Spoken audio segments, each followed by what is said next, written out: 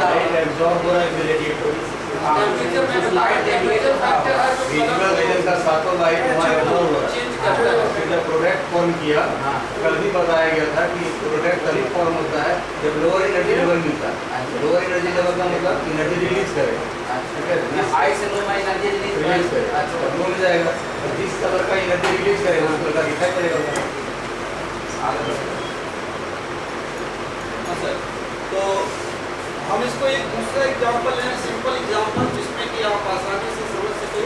जैसे ये क्लास 10 का रिएक्शन है CO plus H2 equal to Cu plus H2। आज ही आप मैडम लगी थी कि कॉपर जो है ये हाइड्रोजन से लेस की होता है। इसका मीन्स है कि हाइड्रोजन जो है कॉपर को डिस्प्लेस करके बना लेगा वाटर और ये कॉपर जो है डिस्प्लेस हो जाएगा। यहाँ पर हम ऑक्सीडेशन रिडक्शन और ऑक्सीडाइजिंग एजेंट रिड्यूसिंग एजेंट दोनों को समझते हैं अच्छे से। यहाँ पर हम देखें तो कॉपर ऑक्साइड का इस कॉपर में क्या हो रहा है, रिडक्शन के ऑक्सीडेशन, यानी इसका भी से ऑक्सीजन यहाँ से रिमूव हो रहा है तो क्या होगा, रिडक्शन।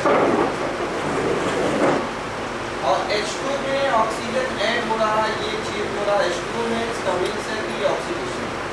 अब सर यहाँ पे जो इम्पोर्टेंट फैक्ट है उसको हम समझते हैं। ऑक्सीडेशन रिएक्शन बताने का मेरा मीन्स ये है कि ऑक्सीडाइजिंग एजेंट और रिड्यूसिंग एजेंट को हमको समझना है। सर यहाँ पर जो रिएक्शन हो रहा है आप देखिए बीच में कलरलेस की तरफ पहुँच रहा है और इसका कलर फेड हो गया है और एक समय आएगा कि एकदम कलरलेस हो जाएगा। तो सर यहाँ पर हम देखें कॉपर ऑक्साइड कॉपर में रिड्यूस हो रहा है और H2 जो है H2O में ऑक्सीडाइज हो रहा है। ये H2 जो है ऑक्सीडाइज हो रहा है H2O में, कौन ऑक्सीडाइज कर रहा है, copper oxide. Copper oxide H2 को ऑक्सीडाइज कर रहा है। इसका मीन्स है कि कॉपर ऑक्साइड H2 को H2O में ऑक्सीडाइज किया तो कॉपर ऑक्साइड किसका काम कर रहा है, अभी मैं बता रहा था ये दूसरे को ऑक्सीडाइज कर रहा है और अपने आप को क्या करेगा, रिड्यूस करेगा। तो ऐसे समझते हैं इसको हम पहले ऐसे कंपाउंड की कहेंगे ऑक्सीडाइजिंग एजेंट, यानी ये ऑक्सीडाइजिंग एजेंट का काम करता है। और H2 जो है इससे रिएक्शन करके H2 में H2 जो है H2 में चेंज हुआ है। इसका मीन्स है ये कॉपर को रिड्यूस कर रहा है और जो रिड्यूस ऑक्सीडाइज कर रहा है कॉपर ऑक्साइड, ये कॉपर को रिड्यूस कर रहा है। कॉपर ऑक्साइड को हाइड्रोजन जो है रिड्यूस कर रहा है किसमें, कॉपर में। इसका मीन्स है सर ये रिड्यूसिंग एजेंट का काम करेगा। कॉपर ऑक्साइड का कॉपर में रिडक्शन हुआ, ये ऑक्सीडाइजिंग एजेंट हो गया और H2 का H2O में ऑक्सीडेशन हुआ। इसका मीन्स ये रिड्यूसिंग एजेंट का काम कर रहा है। कौन कर रहा है इसको हम समझने की कोशिश करेंगे। अभी मैंने बताया ऑक्सीडाइजिंग एजेंट वो होते हैं जो अपने जो दूसरे सबस्टेंस को तो ऑक्सीडाइज कर देते हैं लेकिन खुद को रिड्यूस कर लेते हैं, उसको हम ऑक्सीडाइजिंग एजेंट कहेंगे या दूसरे नाम से इसको हम कहेंगे ऑक्सीडेंट। क्या कह सकते हैं, ऑक्सीडेंट। एक और यहाँ H2 ये रिड्यूसिंग एजेंट को हम दूसरे नाम से रिडक्टेंट के नाम से जानते हैं। H2 का ऑक्सीडेशन हो रहा है H2O में। इसका मीन्स है H2 जो है रिड्यूसिंग एजेंट का काम कर रहा है, इसको हम कहेंगे रिडक्टेंट।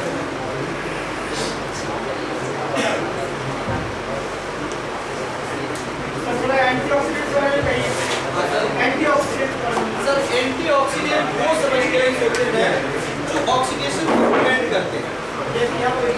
जैसे एग्जांपल के रूप में हमने पढ़ा है PHA, PHT और हमने ये जो पैकेट आइटम्स होते हैं उसमें नाइट्रोजन गैस को फिलअप किया गया रहता है, नाइट्रोजन गैस, ये सब एंटीऑक्सीडेंट का काम करते हैं जो कि ऑक्सीजन को जो कि ऑक्सीडेशन को रिटार्ड करते हैं, जो ऑक्सीडेशन को प्रिवेंट करते हैं। जितने पैकेट आइटम्स होते हैं उसमें गैस ज़्यादा होता है आप देखते हैं, तो ये सब एंटीऑक्सीडेंट का काम करता है।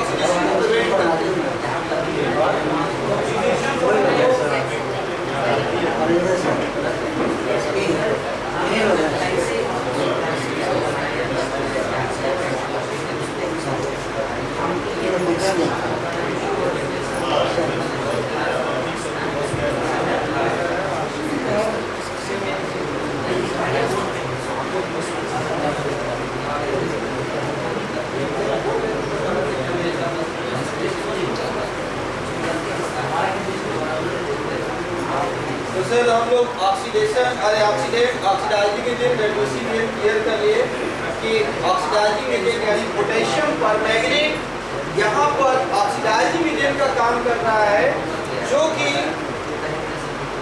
सिट्रिक एसिड को ऑक्सीडाइज कर रहा है, लेकिन अपने आप को क्या कर रहा है, रिड्यूस कर रहा है। इसकी वजह से यहाँ पर कलर चेंज हुआ, ऑक्सीडेशन नंबर चेंज हुआ, +7 से +5 में चेंज हो गया और दूसरा प्रोडक्ट यहाँ बन गया पोटेशियम सिट्रेट और ये जो है परमैंगनिक एसिड बन गया, क्योंकि यहाँ पे हाइड्रोजन है, हाइड्रोजन कंटेनिंग कंपाउंड हो जाते हैं और गंदे एसिड में कन्वर्ट हो जाते हैं, तो परमैंगनिक एसिड में कन्वर्ट होता है। इसको हम एक मेथड से तो ऐसे समझ सकते हैं, इसका दूसरा मेथड हम समझते हैं।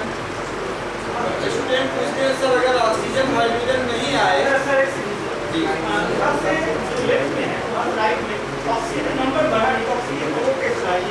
सर यहाँ पर जो देख रहे हैं यहाँ पर नहीं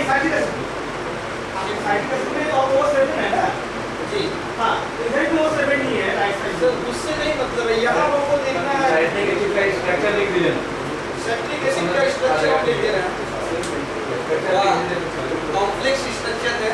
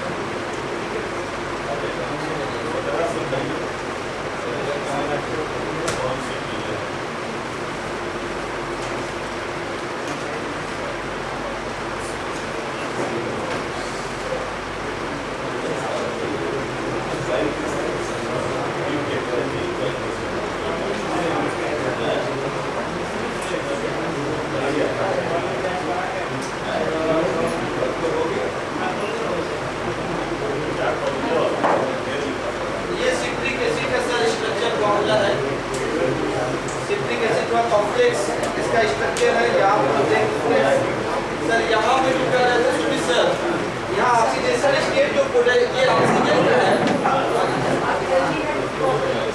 क्या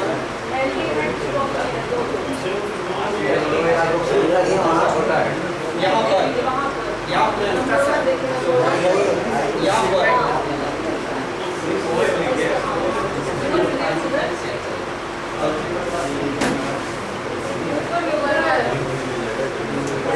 ऊपर वाले में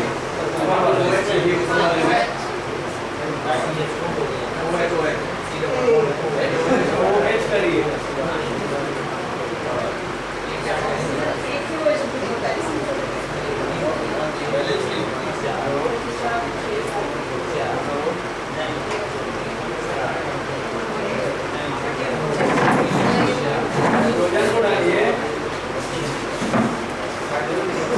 हाइड्रोजन वहाँ पर जाएगा सर 5 6 7 एक हाइड्रोजन आ जाएगा।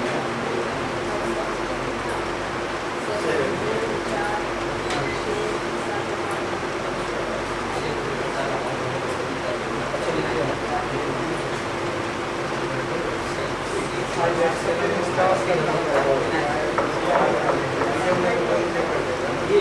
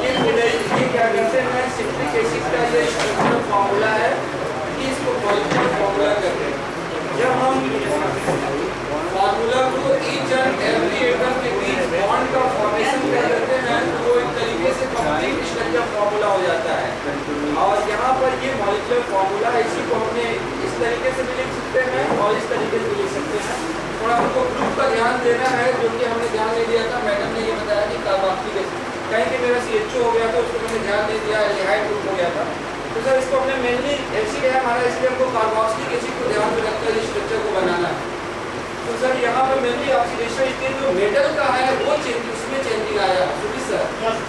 ये मेनली जो ऑक्सीडेशन स्टेट चेंज हुआ है, एक यहाँ +7 है, इसका +5 है। ये थोड़ा इसका डिटेल ऑक्सीडेशन स्टेट हम कैलकुलेट करेंगे तो पेरोक्साइड में चेंज होगा, उसका एक का +2 आएगा, +5 आएगा। एक चीज सर मैं और बताना चाहूँगा इस टॉपिक से हटकर, कुछ बच्चे पूछते हैं सर माइक्रो एलिमेंट्स और मैक्रो एलिमेंट्स के बारे में, और माइक्रो एंड माइक्रो, क्योंकि बायोलॉजी में कोई स्टडी करना है, केमिस्ट्री को पढ़ना ही है। माइक्रो एंड माइक्रो एलिमेंट्स के बारे में हम एक तो ट्रिक बता रहे हैं सर लर्न करने का, उसको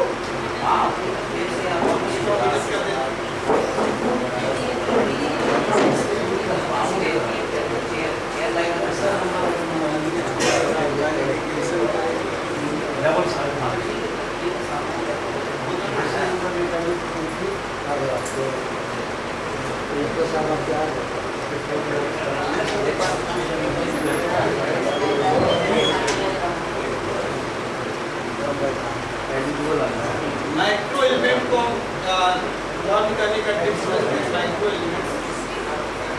माइक्रो एलिमेंट्स उसको हम कहते हैं जो प्लांट्स को ज़्यादा बहुत की नीड होती है, उसको हम माइक्रो एलिमेंट्स कहते हैं। और जैसे ये देखिए सर, माइक्रो एलिमेंट में क्या आएगा, carbon, hydrogen, oxygen, potassium, calcium, magnesium, phosphorus, nitrogen and sulphur. ये माइक्रो एलिमेंट्स में आएगा, जिसको हम इतना याद कर लेंगे, कार्बन, हाइड्रोजन, ऑक्सीजन, और यहाँ से लिख सकते हैं सर तरल गैस, मांगा, प्यारे, नाना से। जब इसको हम इतना याद कर सकते हैं, CHO, कार्बन, हाइड्रोजन, ऑक्सीजन, फिर इसके बाद तरल गैस, मांगा, प्यारे, नाना से। ये माइक्रो एलिमेंट्स में हो जाएगा, सारा एलिमेंट से माइक्रो एलिमेंट्स। माइक्रो एलिमेंट्स को हम लोग लर्न करने का ट्रिक समझ लेते हैं। माइक्रो एलिमेंट्स वो एलिमेंट्स होते हैं जो प्लांट्स को लेस अमाउंट में मिलते हैं। जैसे इसमें क्या क्या आ जाएगा, पहले ट्रिक ही लिख देते हैं, मोबाइल, चार्जर, मोबाइल चार्जर।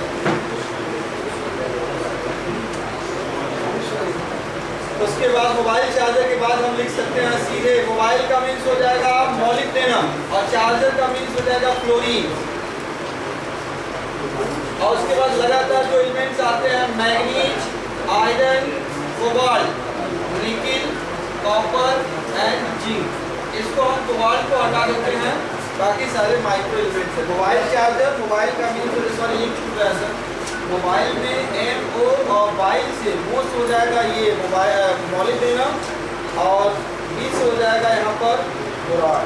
तो मोबाइल चार्जर का मीन्स हो जाएगा मॉलिब्डेनम, बोरान एंड क्लोरीन। उसके बाद जो कंटिन्यू एलिमेंट्स होते हैं, मैग्नीज, आयरन, कोबाल्ट को हटा देंगे, निकिल, कॉपर है। मोबाइल चार्जर फिर लगातार जो एलिमेंट्स आते हैं 25, 26, 27 को हटा देंगे, 28, 29, manganese, iron, nickel, copper and zinc. This is the micro elements. इसको भी हम आसानी से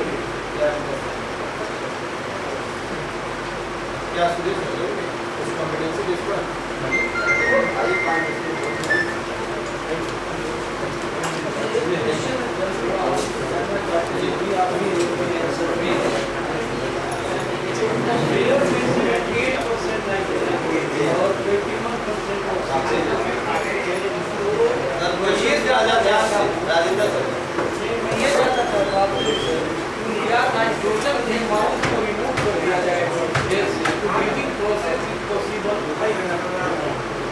नाइट्रोजन जो 78% है उसको आप रिमूव कर दिए, 28 21% जो ऑक्सीजन है और carbon dioxide other gases major amount में कोई दो गैसेज है।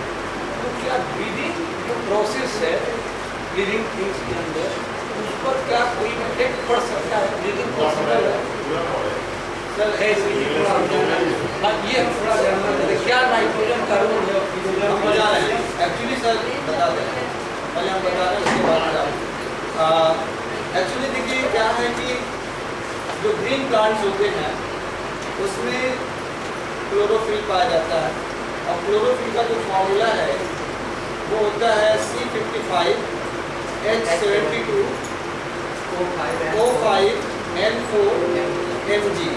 इसमें मैग्नीशियम मेटल पाया जाता है। तो सर इसमें नाइट्रोजन भी है, क्लोरोफिल में नाइट्रोजन भी है। अगर नाइट्रोजन का अमाउंट आपने कहा जैसे सर नाइट्रोजन का अमाउंट कम कर दिया जाए एकदम पूरी तरीके से रिमूव कर दिया जाए तो पहली बात तो प्लांट में डिजीज का करना है बढ़ना है लेवल क्लास ये नहीं ना ब्रीदिंग इज पॉसिबल यस और नो आप कह रहे हैं और यदि नो तो why question is that breathing is not possible why क्यों नहीं पॉसिबल? क्यों नाइट्रोजन का ऑक्सीजन के साथ रहना केवल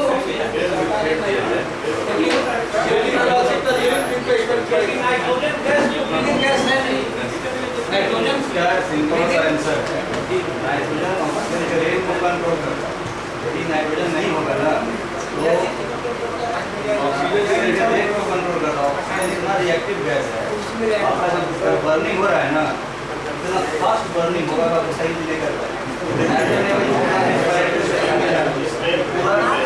कंबल का काम करता है एक्सप्लोरेट कर देगा क्या ये कंबल का काम करता है। इसमें पार्शियल प्रेशर आता है और पार्शियल प्रेशर जैसे एयर लेगा तो जो थोड़े इक्वल ऑक्सीजन जा रहा है आपके पास नाइट्रोजन भी जा रहा है और सब जो भी फ्रेश अमाउंट है सब कुछ जा रहा है लेकिन यहाँ पार्शियल प्रेशर वो इक्वलाइज किसको नहीं किया गया ऑक्सीजन को इक्वलाइज नहीं किया साथ में नाइट्रोजन है कार्बन डाइऑक्साइड सबको इक्वलाइज किया एटमॉस्फेरिक आपका एयर के बराबर दिया जाता है लेकिन ऑक्सीजन को पार्शियल प्रेशर क्योंकि बॉडी में ऑक्सीजन ऐसा और बाहर में पार्शियल प्रेशर उसका 105 mg हो जाता है और अंदर में उसका पार्शियल प्रेशर कम हो जाता है मैकेनिकल प्रोसेस है इसमें मैं नहीं जानता पूरा डिस्टर्ब हो जाएगा तो जब नाइट्रोजन बढ़ जाएगा वो डिफ्यूजन होता ही नहीं ऑक्सीजन के साथ कौन सा पता करता है ऑक्सीजन को यूज करता है मेरा ये रिएक्टिविटी रेट को कंट्रोल करता है। नाइट्रोजन को हटा दिया जाए अंदर से ऑक्सीजन दिया जाए ट्रांसपोर्टेड हो जाएगा बर्निंग आपका बहुत फास्ट है। आग लगने लगेगा हाथ में गैस जलाएंगे केमिकल बर्निंग है सर केमिकल बर्निंग है तो रेस्पिरेशन का ये स्टेप है एक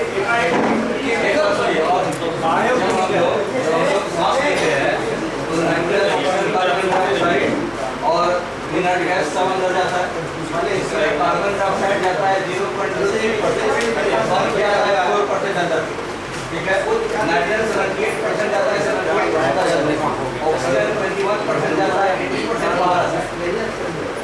तो ऑक्सीजन नहीं रहेगा तो बर्निंग भी डिस्टर्ब हो जाएगा कंबशन होगा ही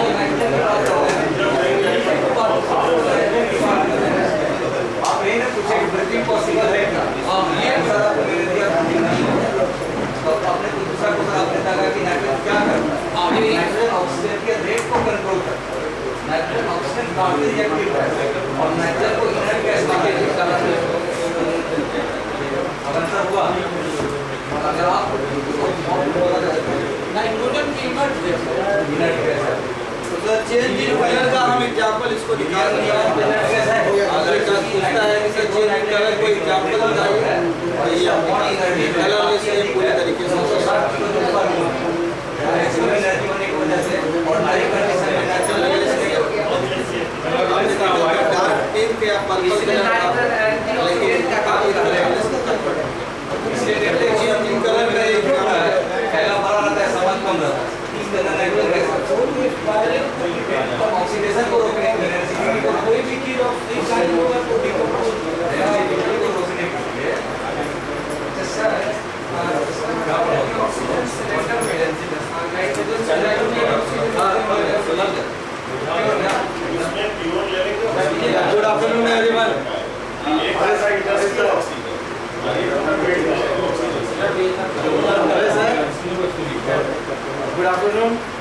sorry for the inconvenience, technical error.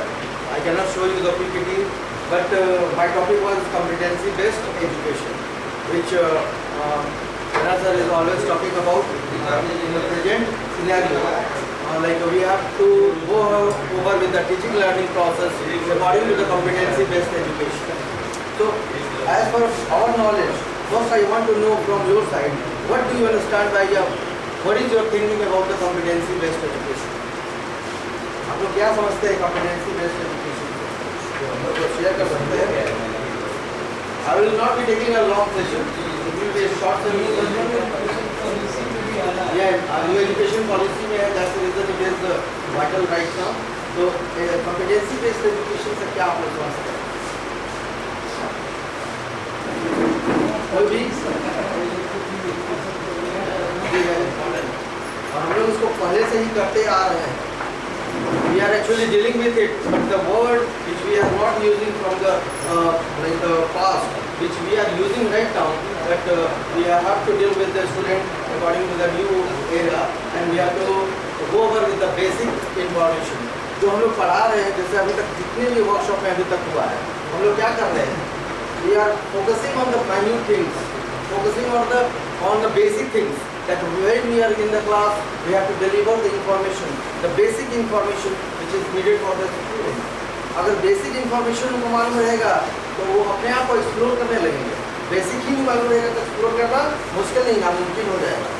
जो बेसिक किसी चीज़ में, अगर हम कहें कि इधर it is the physics, chemistry, biology और मेरी द अदर सब्जेक्ट्स ऑल्सो, कोई और सब्जेक्ट नहीं रहता है, तो वो सब्जेक्ट में अगर उनको बेसिक इन्फॉर्मेशन है, फिजिक्स में अगर उनको अगर बात कर रहे हैं, बायोलॉजी में है, तो जितने भी हम लोग टर्म्स है, वो टर्म्स उनको याद रहे, तो वो टर्म्स जब याद आएगा तो उनको समझ में आएगा, और समझ में आएगा तो उसके बारे में वो जानने की इच्छा और भी करेंगे.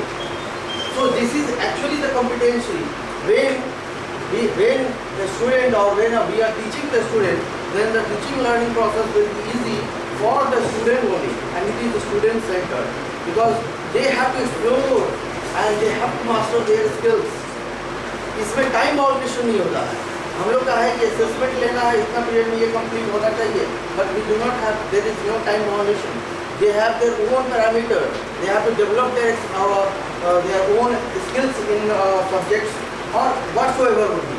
अब इसी चीज़ के बारे में हम लोग को यहाँ जानना है. अभी तो बहुत चीज़ और इंक्लूड होने वाले हैं. इवन क्राफ्ट मेकिंग जो हम लोग कर रहे हैं, यहाँ और भी चीज़ें जो न्यू एजुकेशन पॉलिसी में है, जो जिसके बारे में हम आ गया तो बहुत ही अलग है. अलग अलग सब्जेक्ट को भी यूज कर सकते हैं. मेरा 3 इंटरेस्ट है, I can take chemistry, physics और उसका हिस्ट्री भी ले सकते हैं, इकोनॉमिक्स भी ले सकते हैं. That is the need. क्यों? क्योंकि हमको उस पर मास्टरी करना है. तो किसी को according to one of the philosopher,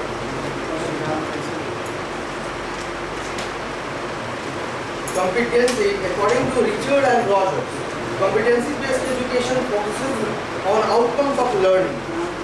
CBSE addresses what the learner is expected to rather than, or why, what they expect to learn about.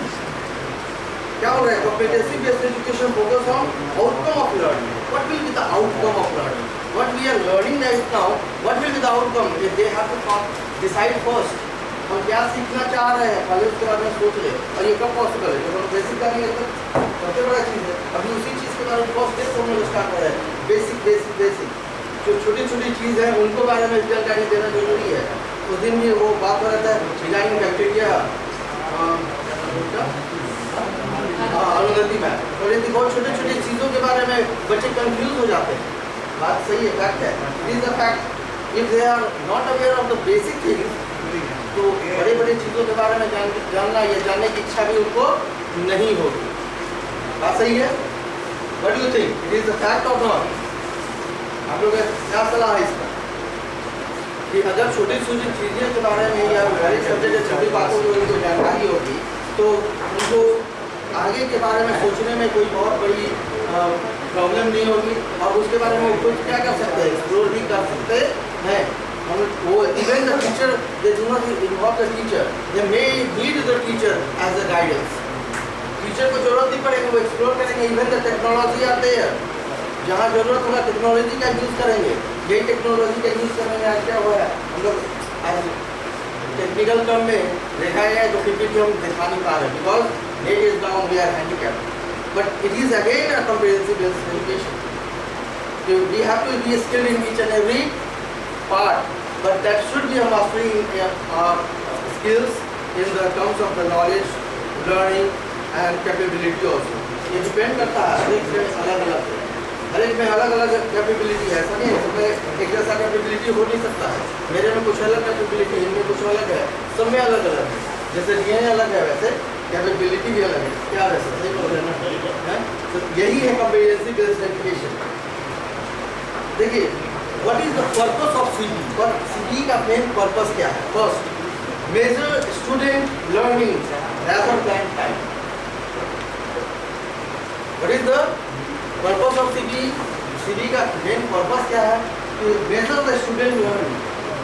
Student कितना सीख रहा है उसके बारे में. समय बाउंडेशन नहीं, समय के बारे में नहीं देख सकता है. कितना सीख रहा है, कितना कम समय में या कितने ज़्यादा समय में, वो डिपेंड करता है. कोई स्लो लर्नर है, कोई फास्ट लर्नर है, डिपेंड करता है. हमको एक बार में नहीं समझ में आएगा, हो सकता है ये आधा बोला जाए ये पूरे समझ जाए. ऐसा भी तो सिचुएशन होता है because he is a fast learner but I am a slow learner और maybe even dull than that. ऐसा भी होता है कि उससे भी बुरा कुछ नहीं समझ में आएगा. हमको 10 बार रिपीट करने के बाद हमको समझ में आएगा, लेकिन हाँ जब समझ में आएगा तो वो ज़्यादा अच्छा से समझ में आएगा. I can explain it better than may be the fast learner. Second, harness the power of technology for teaching and learning. Teaching and learning के लिए हम लोग क्या करना है? टेक्नोलॉजी के बारे में बताइए.